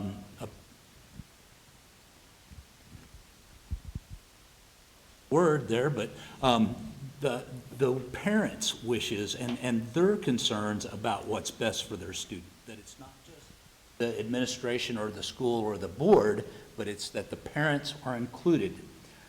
The other thing that I would want to look at and address would be during the online period of education, those kids who were successful in the classroom were successful online. Those kids who needed a teacher to be right beside them, and when they're online they got lost completely, we've got to address getting them back to speed. We can't do that in just Thank you, that's Tom, thank you, sorry. Jordan? Yeah, so I think always protecting what's best for our students and staff, right? Hopefully, every objective that's talked about is all with that lens, right? So that's very important that I think it's said. As I mentioned, focus on recruiting and retention, right? Thinking about educators, bus drivers, paraprofessionals, custodians, substitutes. We have a substitute teacher that I got to visit with this morning that, or this evening, excuse me, that I admire, so thank you for that. We need to continue to focus on making sure we have people in the classroom to care for our kids 32 to 40 hours a week, right? If not more in some cases.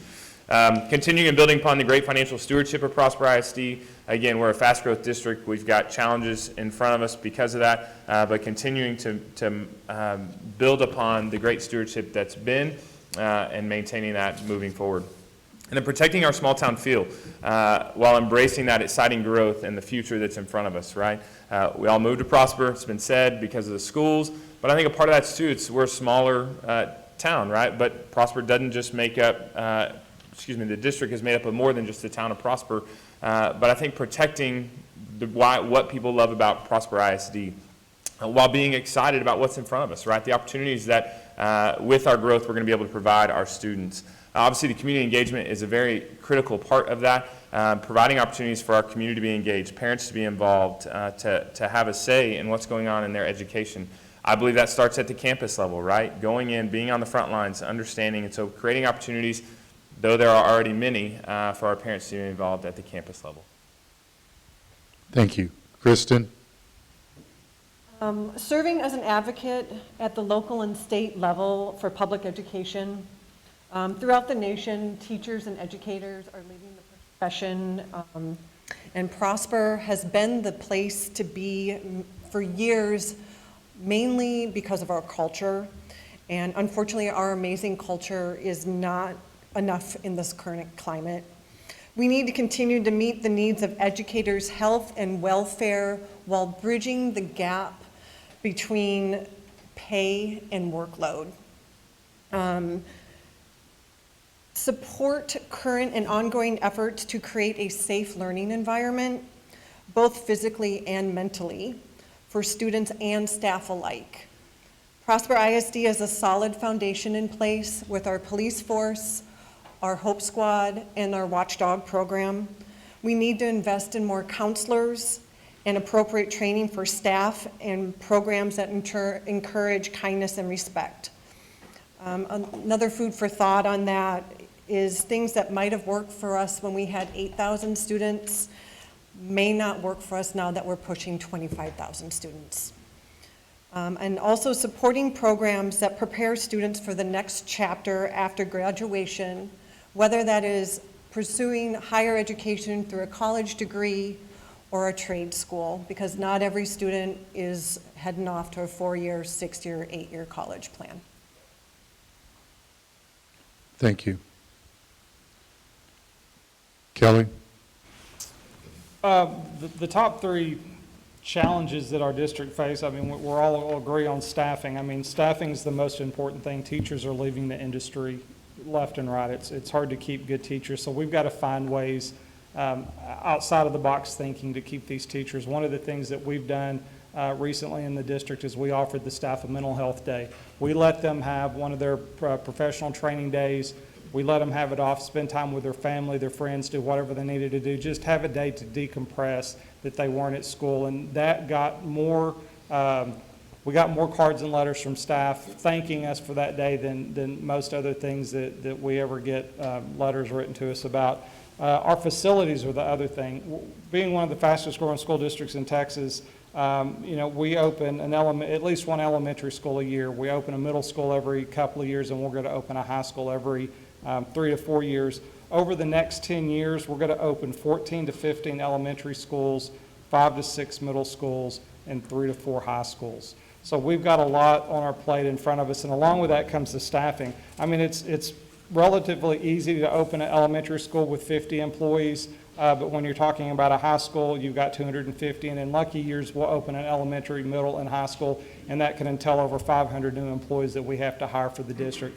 That puts a huge strain on our budget, and we've got to have things in place to make sure that we can hire those people, have them there for the kids, and make sure we can get everybody paid. The final thing is student success. Education, I mean, we all know the kids here get quality education, but there's things other than education that the students need. We offer over 137 CTE courses, career and technical education courses. That helps get kids ready to go to work right after high school. We have over 1,600 students participate in, or 1,600 games per year played in our athletics, and over 80% of our K through 12 students.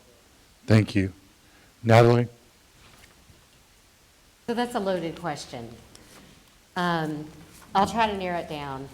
I think first and foremost, we have academic achievement challenges. We've had a growing gap in learning loss, particularly in the last 2 years. So I know that we've received $495,000 for ESSER funds and $14 million in Texas supplemental relief funds. And I do know that the district is working on a plan to apply those funds so that we can control the learning gap, close the learning gap, and omit the learning loss. This is extremely important, first and foremost. Secondly, I would like to say that I want to reiterate a main concern of everyone on this panel, and that's teacher retention, teacher support, and I think we need to increase. It's not just increasing teachers for the new school builds, but I'm concerned about the 40 waivers that we have to increase the classroom sizes for the students, and I think that we need to give those particular classrooms more teacher support, whether it's a paraprofessional, an aide of some sort, or a co-taught teacher class, even if they're not special education classrooms. And I think that this contributes to some of the behavior problems we're seeing and some of the safety issues that we may see where teachers are concerned. So I'm concerned about our teachers. I'm concerned about the tools that we're giving them for success for the students. I'm concerned that we're turning teachers into facilitators and we're relying too much on Chromebooks. I think that there is a way to... Thank you. It's time. Ranford? When a parent sends his or her kid off to school, basic things, education, safety, and open communication. You want to make sure your child is getting taught. You want to make sure your child is safe, so when you're at work, you don't get that call. And you want open communication. You want to hear that what's going on before instead of after the fact. So I have basically 4 things, along with teacher retention. Educational program, I was at the high school with Ms. Strong. There's a lot of things there. We had a shop that was,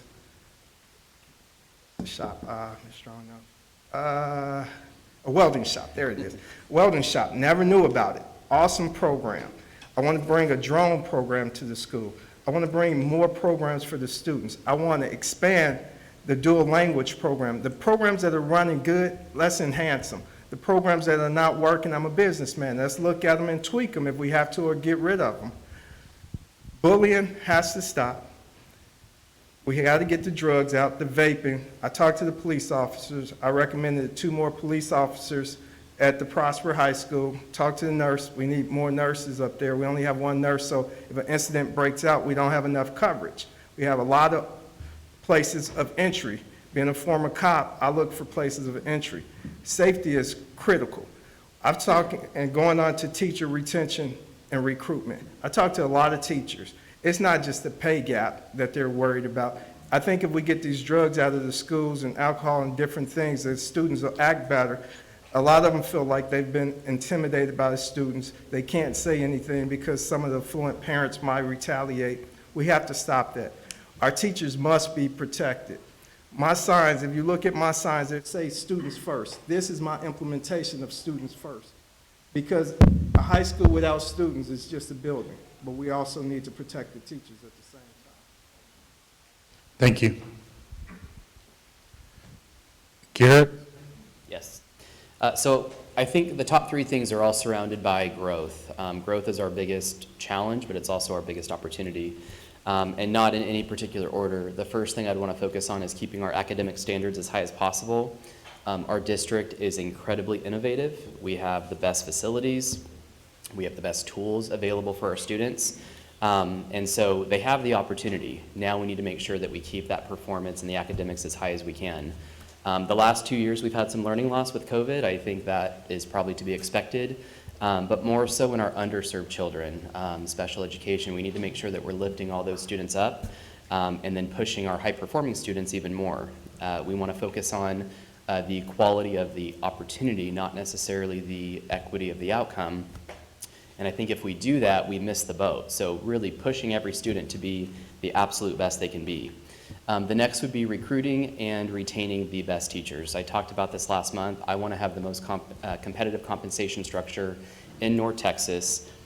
We went out the battle when we're going against Frisco and McKinney because we have a great culture here. Our teachers love working here and working for our superintendent.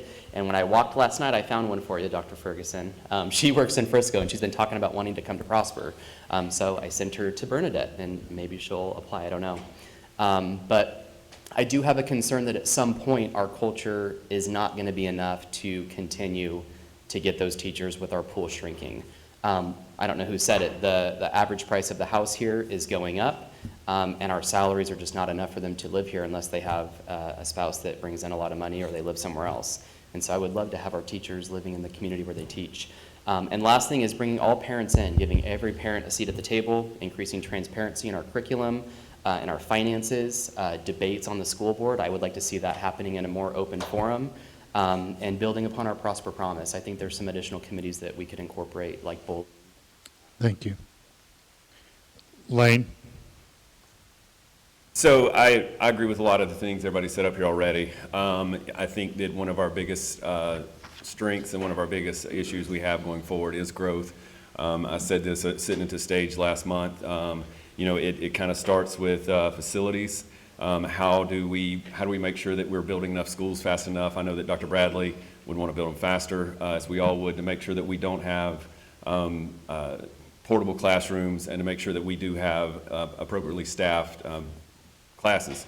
And that is all part, I mean, we're just growing so fast. We introduced 2,500 new students this year, and in 10 years, we're going to almost double our enrollment from just over 22,000 to almost 40,000 kids. So that just in itself is just a challenge, just trying to keep up with how do we keep building and keep everybody in the classroom and keep it everything that we need it to be. The students, they're growing. They are a product of the teachers that we put in front of them. The teachers we want to hire the best and we want to keep the best. They do a really good job at the school district. I know a lot of teachers that they go above and beyond, not only what they do in a classroom, but I see them out at the park at a baseball game or a basketball game, lacrosse game, dance competitions. I see all these teachers, and it's because they're good people, and that's the reason the administration has done a fantastic job of doing that. And they're working on it. It's easy to say that, yeah, everybody needs to have more money. It's hard when you're working with a budget, and I know that the current school board has been working really hard. The last thing also is that we need to make sure that everybody feels welcome and prosperous from a community standpoint. So getting people from not just the Preston corridor, but also people from the east and west and south of 380, making sure that they feel involved in Prosper. Thank you. While we often hear criticism of school districts, what do you think PISD is doing right? I'm going to start with Jordan. Where to start, right? From academics to journalism to athletics, I think the district the kids are succeeding at the highest level, and I think that's a big part of because the opportunities that the district's providing our kids to thrive. And so that's really exciting to think about. I think our staff is loving and caring for our kids well. We've talked about educators are doing more than just teaching kids, right? They that safety. They're that safe spot for some of our students to come, be loved, be cared for, to be seen as individuals. And so I think our district in the whole is doing a really good job at that. I believe from the campus level to central administration, our district's doing their best at taking a concerted effort to communicate very well, right, through committees, both at the district and the campus level. There's areas for our community to get involved. We are different than some in allowing our parents to be in our campuses, right? And so our parents are able to go and see and be a part of educating. The Watchdog that a couple of us have talked about, going and pulling kids out and doing small group stuff with them, right? I think there's a great opportunities for parents to be involved. And then I think, we talked about growth being an issue, but I also think it's something we're doing really well. You look across the state at the districts that have the level of growth we have and the struggles they're having, right?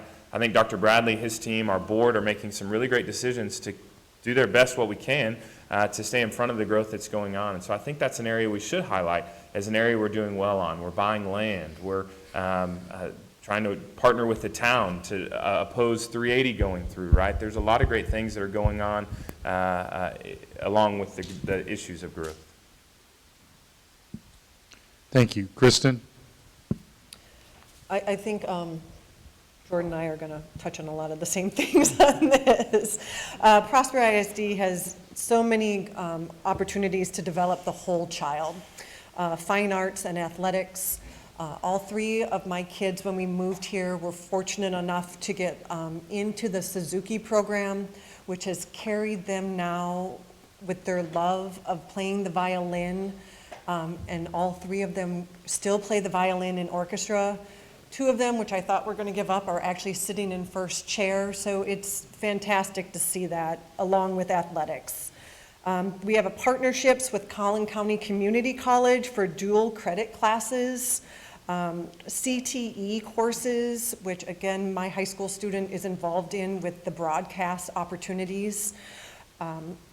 These are both at the middle and high school level. And most recently, we added JROTC, which will be housed over at Rock Hill, which I know that took a lot of work, red tape, working with the government to get that program here.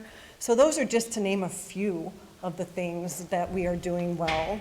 Our facilities, heck, we're sitting in one of them, and I don't know if you got your sunset picture, but we're sitting in one of them. And then the Prosper Promise that was added last year, which gave us, a lot of us sitting up here, the opportunity to serve our community or to just get a better picture of what goes on within our district. Thank you. Carrie? After all the hard questions, you just ask us to compliment you, so that's easy. That will be fun. When I think back to all the different places that I have worked and the facilities that students have attended school in, I know that my high school students from Bryan Adams High School in East Dallas wouldn't believe how beautiful and new and wonderful the facilities in Prosper are. And so definitely doing, providing the best environment for these kids to come and learn in. The other thing that I had written down before they talked, so it wasn't like I stole it, but I think the district does a great job with communication, with publications that they send out, that programs that they have parents involved in, and like I mentioned earlier, the webpage is exceptional. And so anything that you want to know about Prosper ISD as a parent or a visitor or a prospective school board member, you can find that on the Prosper webpage. Thank you. Natalie? So I feel like this is going to be Pete and repeat. It's obvious what's great about Prosper. So we have tremendous vocational programs. And again, we've mentioned that the ROTC program was just begun. Kids from both high schools can participate in that. We have a number of clubs and organizations, a special education transition program, which is very, very important for that population. amazing sports facilities and sports teams. I'm happy to see that we have board policies that are becoming more transparent and available online. Again, I've mentioned before that Prosper is one of the top school districts in the state. Top of the top. I have a son who graduated having completed the engineering program. I have a son who graduated. I know that we have an automotive program and a horticulture program. That's just to name a few, because we have over 100. And I think that's exciting because we need to prepare these kids not for college but for life.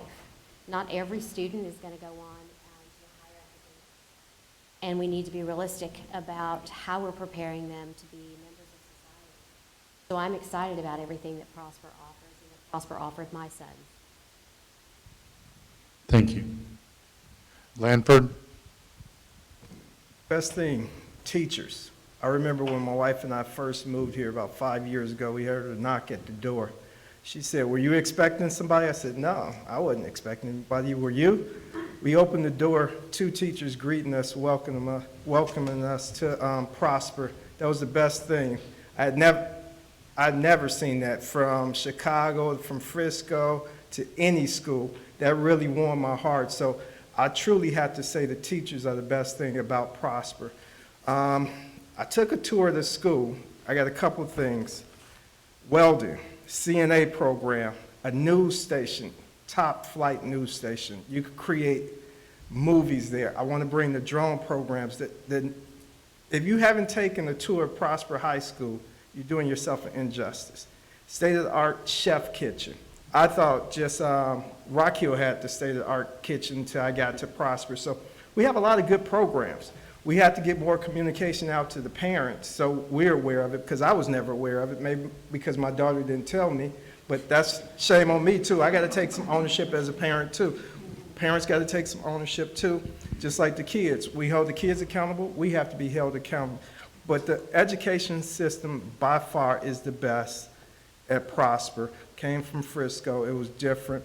They're getting rid of a lot of programs. We still have the programs that push kids, the gifted and talent, academic advancement, and I never want to get rid of those programs because I still feel like gifted kids and average kids like myself get lost in the shuffle, so I don't want to ever lose those kind of kids, and we want to keep pushing forward, so that's it. Thank you. Kelly? We have over 250 kids a month move to the school district, and that continued even throughout the pandemic. We listed the parents. The parents wanted school to start on time and in person. We offered that in 2020. We also offered the ability for kids to learn virtual. So we've made sure that we've always had things there in place for the kids. You know, our admin and staff do amazing things for the 22,500 kids that we currently have in the district, and they're going to continue to do that day in and day out. We've got amazing support from our parents, our PTO, and the Prosper Education Foundation. Just last month, the Education Foundation donated over $190,000 to the district to be used towards staff development, Hope Squad, the RISE educators, and scholarships for CTE student certification so they can come out of high school with a certification. These funds come from the community, come from local people, come from local businesses. So that shows the tremendous support the community puts back into the school district. Shows how much they really care. You've heard the talk of the Prosper Promise. That's another way that the district, what we've done in the past year to create opportunities for parents to get involved in the district. We've got over 20 programs that parents can get involved in throughout the school year to sit on committees with the superintendent to come learn about what the school board does, to go tour campuses. So there's things that we do to try to make sure that everybody sees the success that the school district does. And I mean, it's your tax dollars. You need to be able to go see and hear what the school district's doing with that. And finally, it's the amazing opportunities we offer the kids outside of the reading, writing, and arithmetic. We do a great job with that. As was mentioned, the cafeteria at Rock Hill, it's a student-ran cafeteria. They plan the menus, they cook the food, they serve the meals. It's open to the public. You call and make a reservation. We've got amazing TV and radio broadcast facilities. The students. Thank you. Lane?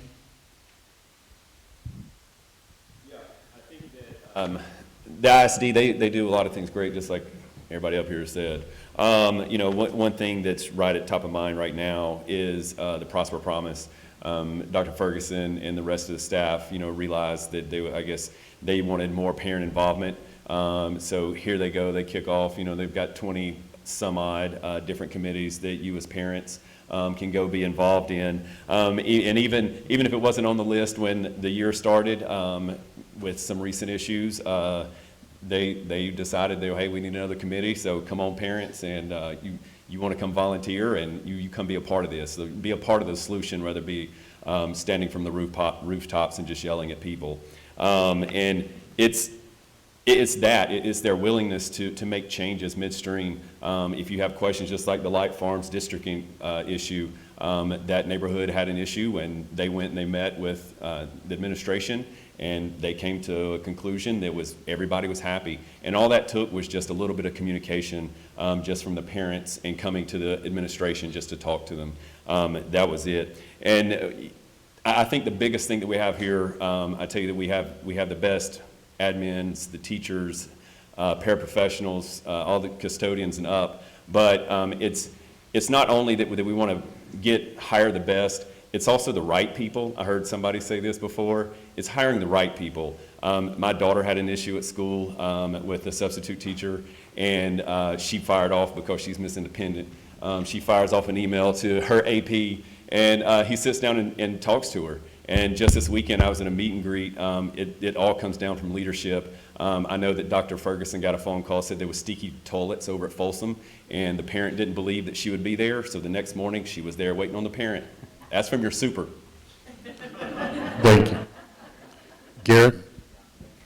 So like I said a few minutes ago, Prosper being a destination district has not happened by accident. It's the team, our teachers, our support staff, our leaders in our district. That is one of the strongest parts of our district.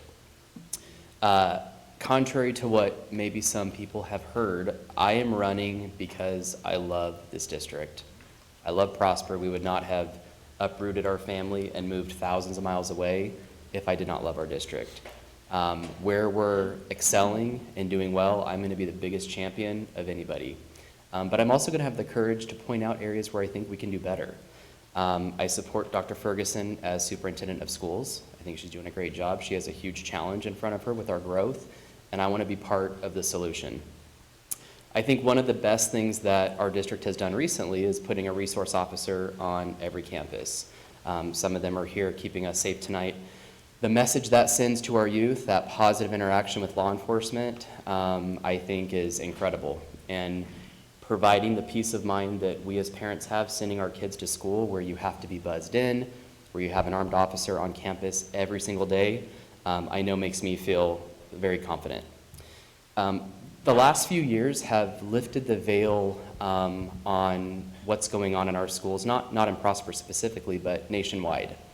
And so I think the part about hearing about criticism, certainly there might be some criticism, but I think it's parents paying attention, maybe never really having done so before, and with people or with students being virtual and them hearing everything that was going on, it made them pay more attention, and we as a district should embrace that. We want our parents involved, and I think that's a good thing. So if our community can come together, stay together, and keep our children at the center of everything we do, I think we all win. Thank you. So we're coming to the conclusion of the night. You're going to have 2 minutes to make a final comment. We started from your left and we went to the right, so we're going to close from your right and go to the left. So, Garrett, you're first. Thank you again for everybody that came tonight. Again, thank you to the Chamber. Thank you for sponsoring the event. I can't say enough good things about this district. We're very pleased with our decision to move here. I think I bring a unique perspective, having been one of the few that has not been in Prosper for a long time. Almost 40% of Prosper has been here less than 5 years, and once we're built out, it's going to be well over 50%. And so I think someone having the perspective of why you guys are great here is helpful. We moved here for a reason, but I also understand the concerns that a lot of parents have brought with them from somewhere else. So I think that perspective on the board would be only of benefit to our district. I've got 3 young children, 7 and under, so I'm going to have all of them in Prosper schools for the next almost 2 decades. They will all have gone K through 12. And so I will always put our children first, but keep in mind advocating for our parents, for our district employees. That's extremely important. The election's coming up in less than a month. Early voting starts. So April 25th is when we can start early voting. Goes through May 3rd. Election day is May 7th. You only have a few days left to register. I would assume anybody who's here listening tonight is probably already registered. But this is it's gonna be a low turnout. The school board races and the town races are historically the lowest turnout, which is ironic because it has the biggest impact on your life. So I want to reassure everybody again, no one's going to work harder for you. I will be a voice for all families in the district. I will be an advocate for our children, for our teachers, for our administrators. My website is garrettforprosper.com. You can find me on Facebook also, Garrett for Prosper. We record videos every week for you. So go and watch, and I ask for your support. I ask for your vote. Voice for families, a vision for excellence. Thank you. Thank you. Lane? So this is my favorite part. Sorry about that. Not just being the end, but I just want to tell you all, thank you, Chamber, Ken. Thank you, ISD for letting us sit in such a beautiful facility, and thank you for everybody that's not only here but also watching online today. A lot of people ask, why I'm doing it. I will tell you, just first off, I love this community. As being here for 12 years, I joke, there's a dog years joke that I tell everybody, but it's like 100 years in dog life, in Prosper life. But after being here for so long, I've seen this place grow, and I've embraced every minute of it over the last 12 years. It's been, when we started here, we had a town of 5,000 people, and now we're 30,000, 35,000 people and growing. And we did all move here for the ISD. And being here for that long, I've seen growth. I've seen the way things used to be. There's an idea that Prosper is one way, but in reality, our district is growing. We're welcoming people like Mr. Linker and his family to this community every day. So it's a wonderful place, and I'm glad that I chose this place. Courtney and I chose this place to raise our children. I will tell you that this is my first time at this. I will not always have all the answers, even if I'm elected to the board. I will ask a lot of questions. There's people in this room right now that probably get tired of me calling them now. I'm not a politician. This is the first time I've ever run for anything publicly. So I understand the time commitment. I'm busy in the community. I'm busy at work, and I'm also willing to give what time it takes to be a good board member and be able to be a voice for everybody, families from east to west to north and south, and also just love on the administration and the teachers in this district. Thank you. Lanford? Like this is Mr. Rogers' neighborhood, I should cross my foot and take off my shoes. But I want to thank you all for coming out tonight. I want to thank the Chamber for hosting this, and I want to thank everybody up here because it's not easy being in this tight space answering these questions. You think you're prepared. It's really hard, but I think I'm going to be the best. I know I'm going to be the best. The reason I ran a couple months ago when my daughter, who's a junior, right over at the auditorium, had a ring ceremony. It moved my heart to have these juniors and seniors get their rings and keep up with kindergarten teachers, first grade teachers. A good teacher can move the world. An educator can move the world. And being a former Illinois State Trooper, I know how teachers feel sometimes. It is a thankless job, but you do get thanked when you see your kids go off and do something productive. I want to make sure every kid is productive in life. I want to bring some programs here. I want to communicate with the parents up front because communication is key. I have a lovely wife back there. I want the Tesla Taycan. If I go out and buy it tomorrow without communicating with my wife, it won't be a good Taycan. So communication is key in life. And we got to teach our kids that. I want to have something whereas we can have an introductory to everybody that moves here. They can sit and learn the rules of the road. Because my cousin always tells me, you can give your kid the rules of the road book, but they watch how you drive. Thank you. I'm Lanford Rogers, place 3, number 3. Vote for me. Thank you. Natalie? Hard to follow all of this. But Garrett, I have to accept your challenge that I think I might be the hardest working person if I'm elected. So I just wanted to say that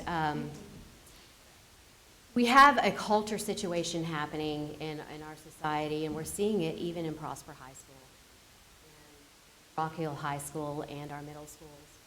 And I just want to challenge everybody, if you have a pen and paper, I want you to write this down. Dr. Leonard Sachs, he's in charge of Away for the Day.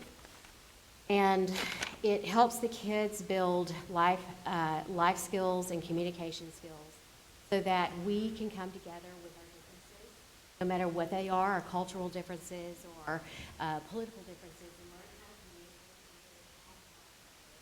communicate. I think that that's very much needed in our schools. I think some of the hostilities that we have been experiencing, I know everyone's been talking about it on social media, that we're losing ground in teaching our kids how to communicate effectively.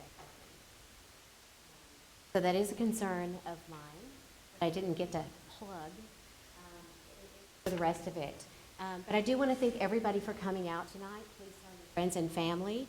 Vote for Natalie, place 3. I'd love to have the opportunity to speak to anybody one-on-one and answer any questions you have. Thank you. Kelly? Thanks for coming again. Communication's the key with school board, and it's not only communication with the students and staff, it's with the community. That's probably the most important thing, is to make sure that we're listening to what parents have to say. Take that, go back to admin, and make sure that the kids are getting, the views of the community.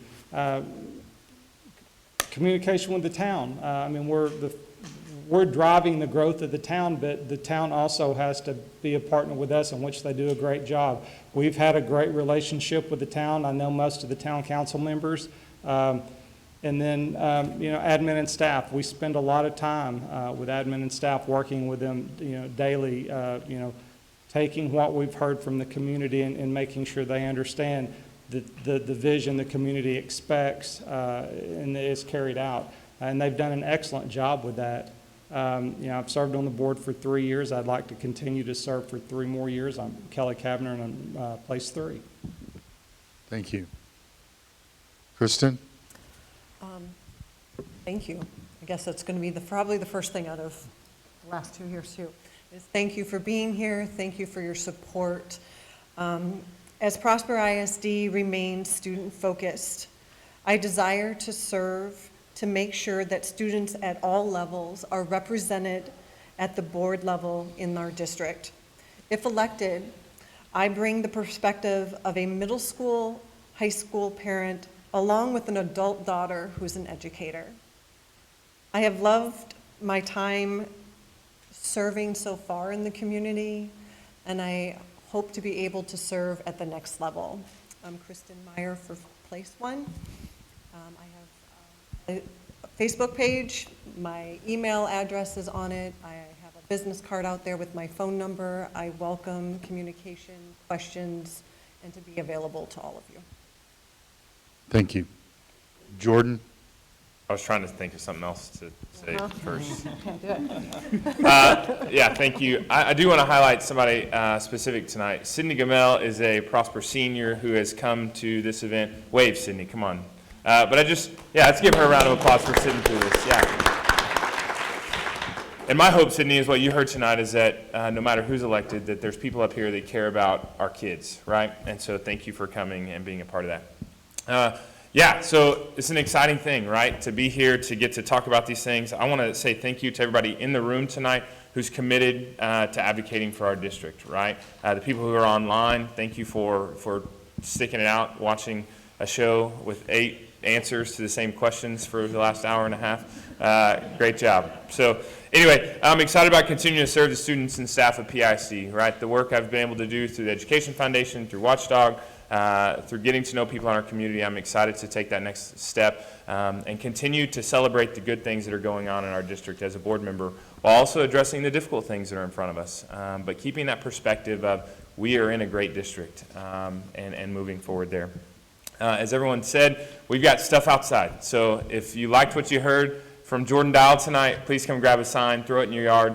I have a business card out there that has my contact info on it, and like everybody else sitting up here, would love to connect with you, would love to have conversations. Again, I won't know all the answers, but I believe we have a great group of administrators, both at the campus and district level, who are willing to have those difficult conversations, to give you the information you're looking for, and move forward. Remember, Jordan Dow, Prosper ISD, place 1. Thank you. All right, so I'm the guy everybody's been waiting on, because then we're done, right? So, as far as summary of where I'm at and what I'm doing, I'm not a politician. I am motivated by a desire to make sure parents have their voice heard. I want to do what is in the best interest of all students, but I want to do that with a cover of conservative, reasonable, I am not woke, okay? And so if you're trying to decide, and I don't know how many of us have voted for candidates in elections before, and then they got to office and they found out, well, that wasn't who I thought I voted for.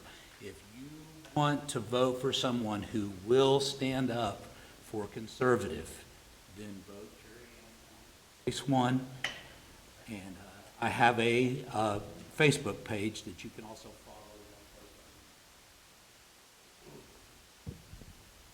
Thank you.